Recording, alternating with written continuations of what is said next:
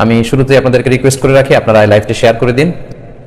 আমরা দেখতে দেখতে প্রায় 20টি রমাদান কাটিয়ে দ্য লাস্ট 10 days অফ রমাদানের সবচাইতে গুরুত্বপূর্ণ যে সময়, ওই সময়টাতে অলরেডি চলে এসেছি। আমরা আল্লাহর দরবারে শুকরিয়া জানাই যে আল্লাহ তাআলা আমাদেরকে সহি সালামতে 20তম রমাদান কমপ্লিট করার তৌফিক এনায়েত করেছেন। আজকে বাংলাদেশে 20 তারিখ দিবাগত রাত, তার মানে হচ্ছে আজকে প্রথম কদরের রাত। আমরা গতকাল মালয়েশিয়াতে একটি কদরের রাত অতিবাহিত করেছি, আর বাংলাদেশে আজকে কদরের রাত পালিত হবে। এবং কদরের রাত এটি খুবই মহিমান্বিত রাত, খুবই সিগনিফিক্যান্ট একটি রাত, খুবই গুরুত্বপূর্ণ একটি রাত মুমিনের জীবনে। সম্মানিত শুধুই আজকে বাংলাদেশের প্রথম কদরের রাত, যদিও বাংলাদেশে 27 তারিখের রাতটাকে খুব বেশি গুরুত্বের সাথে পালন করে, কিন্তু আসলে রমজানের শেষ দশকের 5টি বেজর রাতের যে কোনো রাতই কিন্তু কদর হয়ে যেতে পারে। তাই বুদ্ধিমান মুমিনের কাজ হচ্ছে 5টি বেজর রাতের প্রতিটি রাতেই সমানভাবে সমান গুরুত্বের সাথে ইবাদত করে যাওয়া, তাহলে কিন্তু কদর আর মিস হবে না। আল্লাহ রাসূল সাল্লাল্লাহু আলাইহি সাল্লাম বলেছেন, মান হুরিমা খাইরাহা ফাকাদ হুরিম। যে ব্যক্তি এই কদরের বরকত মাহাত্ম্য থেকে বঞ্চিত হলো, সে আসলেই বঞ্চিত হলো। কারণ পুরো রমাদানের মূল আকর্ষণ হচ্ছে এই কদরকে ঘিরেই সবকিছু। সো এই কদরের বরকত থেকে যারা বঞ্চিত হলো ফাকাদ হুরিম, তারা আসলেই বঞ্চিত। হি ইজ দ্য লুজার, সে আসলেই বঞ্চিত। আমরা বঞ্চিত হতে চাই না, আমরা গেইনার হতে চাই, আমরা বারাকা রহমত হাসিল করে নিতে চাই। আল্লাহ রাসূল সাল্লাল্লাহু আলাইহি ওয়াসাল্লাম ইরশাদ করেছেন, ফালতামিসু ফিল আশরিল আওয়াখির মিনাল ভিতর। রমজানের শেষ 10 দিনের মানে শেষ দশকের বেজর রাতগুলোতে কদর তালাশ করো। তার মানে বাংলাদেশে আজকে থেকে শুরু হয়ে গিয়েছে। তার মানে 21-এর রাত, 23-এর রাত, 25-এর রাত, 27-এর রাত এবং 29-এর রাত, এই 5টি বেজর রাত, অড নাইটসগুলো, 5টি রাতের যে কোনো একটি রাতেই কিন্তু কদর হয়ে যেতে পারে।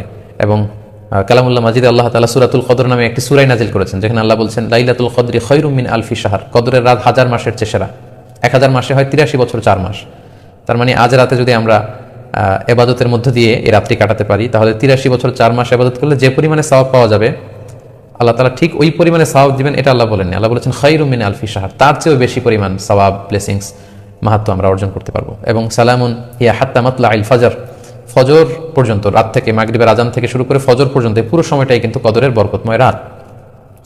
এবং যখন কদরের রাত আসতো, আল্লাহ রাসূল সাল্লাল্লাহু আলাইহি ওয়াসাল্লাম ইবাদতে খুব বেশি নিমগ্ন হয়ে পড়তেন। সারা বছরের কখনো রাসূল সাল্লাল্লাহু আলাইহি ওয়াসাল্লাম সারা রাত জেগে ইবাদতের কোনো নজির পাওয়া যায় না, শুধু কদরের এই রাতগুলো ছাড়া বা রমজানের শেষ 10 দিনের এই সময়টুকুন ছাড়া।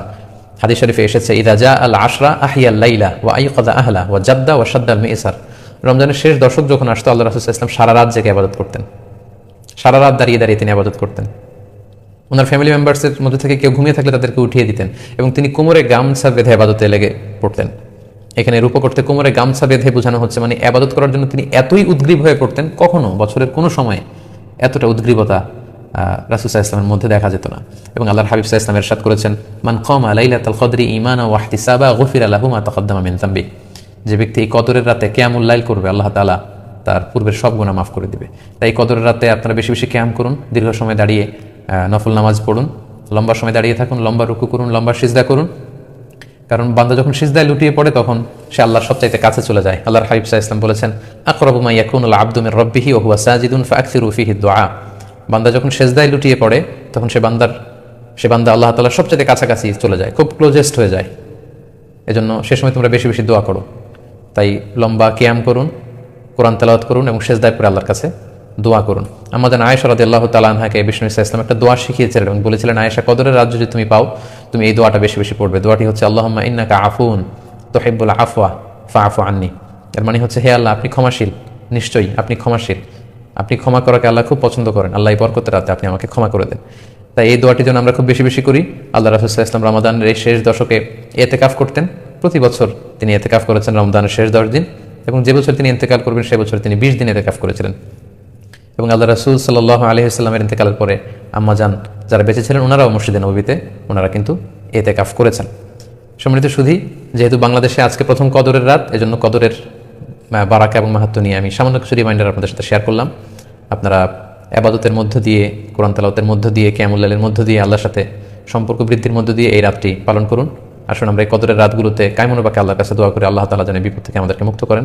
আমি আপনাদের জন্য, সকলের জন্য আন্তরিকভাবে দোয়া করি এবং আপনাদের সকলের কাছে এই কদরের রাতে আন্তরিক দোয়া চাচ্ছি। আল্লাহ তাআলা আপনাদের সবাইকে ভালো রাখুক, সুস্থ রাখুক, ঈমানের সাথে রাখুক। আমরা কাফারাতুল মাজলিস পরে আলোচনার ইতি ঘটাচ্ছি। সুবহানাকাল্লাহুম্মা বিহামদিকা আশহাদু আল্লা ইলাহা ইল্লা আনতা আস্তাগফিরুকা ওয়া আতুবু ইলাইক। ওয়াসসালামু আলাইকুম ওয়া রাহমাতুল্লাহি ওয়া বারাকাতুহু।